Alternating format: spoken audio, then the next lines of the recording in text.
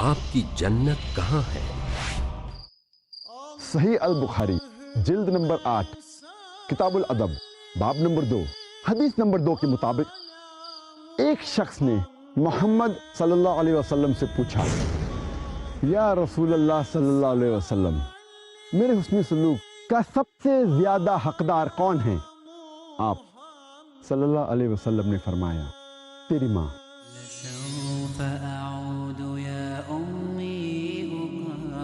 पूछा, फिर कौन? फरमाया, तेरी माँ। अर्ज किया, इसके बाद कौन? फरमाया, तेरी माँ। फिर चौथी बार अर्ज किया, उसके बाद? तब नबी सल्लल्लाहु अलैहि वसल्लम ने कहा, तेरा बाप। इसका मतलब है 3/4 यानी 75% आपके हुस्न सुलूक की हकदार है माँ,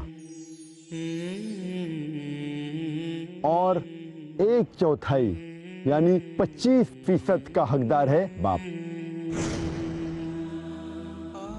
मुख्तसर ये कि माँ को मिलता है गोल्ड मेडल, माँ को मिलता है सिल्वर मेडल, माँ ही को मिलता है ब्रॉन्ज मेडल, और बाप को मुतमईन होना पड़ेगा सिर्फ तसल्ली बख्श इनाम से।